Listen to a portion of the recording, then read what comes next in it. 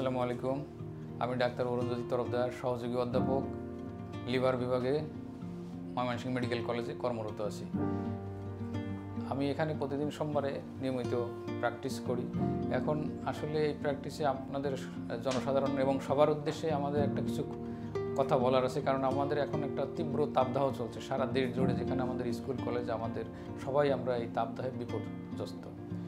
এই তাপদাহে আসলে তাপদাহ একটা স্বাভাবিক ব্যাপার, কারণ আমাদের দেশের শীতকালে যেমন তীব্র শীত পড়ে, গরমকালে তেমনি তীব্র তাপ প্রবাহ বাড়তে থাকে, যার কারণে এই তাপদাহের ফলে আমাদের কিছু কিছু জিনিস স্বাভাবিকভাবে ন্যাচারালি এগুলো প্রাকৃতিকভাবে তৈরি হয়ে থাকে, এবং এর জন্য আমাদের সচেতনতা দরকার।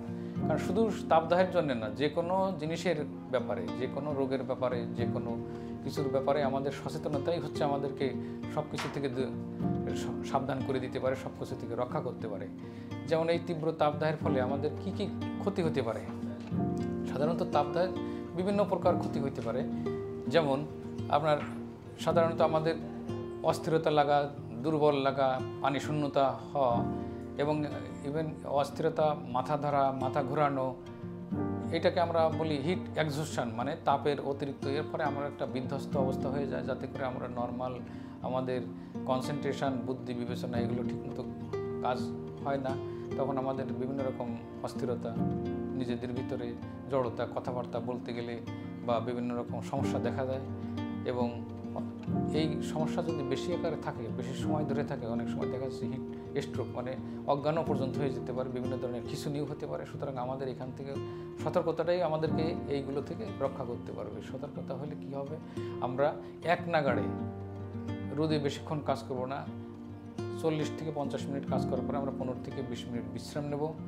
বিশ্রাম নেওয়ার পরে এবং মাঝে মাঝে চোখে মুখে পানির ছিটা দিব, যাতে আমাদের পানি শূন্যতা না হয়। সেই জন্যে আমাদের খাওয়ার স্যালাইন খাবো, পর্যাপ্ত পরিমাণ নিরাপদ পানি পান করব, এবং যে কোনো খাওয়ার ব্যাপারে, শুধু পানি নয়, যে কোনো খাওয়া দাওয়ার পরে আমরা যাতে সহজে পরিপাক হয় এরকম কিছু খাবার দাবার খাবো।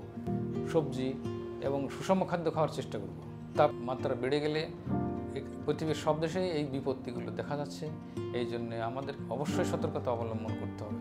এবং মাঝে মাঝে আমরা বাইরে গেলে আমাদের কিছু পানির বোতল, একটা ছাতা, এইগুলো আমরা নিয়ে বের হব, এবং প্রয়োজন হলে টুপি ব্যবহার করব। বিরতিহীনভাবে কোনো কাজ করব না, মাঝে মাঝে আমরা বিরতি দিয়ে এই কাজগুলো করব।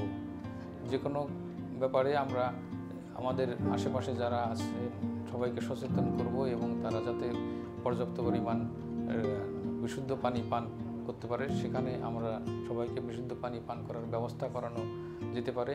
এবং বিশুদ্ধ পানি পান করানোর জন্য ইতিমধ্যে আমাদের বিভিন্ন জায়গায় সরকারি এবং বেসরকারিভাবে পানি পান করানোর ব্যবস্থা করা হয়েছে। আপনারা আর কিছু না হোক, স্যালাইন না পেলেও আপনারা অন্তত পানি খাবেন। এই তীব্র তাপদাহে আপনারা যাতে কোনো সমস্যায় না পড়েন, আপনারা যখনই বুঝতে পারবেন যে আপনার ভিতরে কোনো সমস্যা হচ্ছে, পর্যাপ্ত পানি, পর্যাপ্ত স্যালাইন এবং নিরাপদ স্থানে অথবা ছায়াযুক্ত স্থানে বসেও যখন দেখছেন আপনার অবস্থার কোনো উন্নতি হচ্ছে না, তখন নিকটস্থ কোনো হাসপাতালে আপনারা জরুরি ভিত্তিতেই যোগাযোগ করবেন এবং সরাসরি এর পরিত্রাণ পেয়ে যাবেন। কারণ নিকটবর্তী হাসপাতালে গেলে আপনার ওখানে স্যালাইন, এবং আপনাকে যদি আপনার তাপ প্রবাহের ফলে কোনো ক্ষতিকারক দিক হয়ে থাকে, ওরা তাড়াতাড়ি প্রাথমিক চিকিৎসা দিতে পারবে, যেটা আপনার জীবনকে মৃত্যুর হাত থেকে রক্ষা করবে।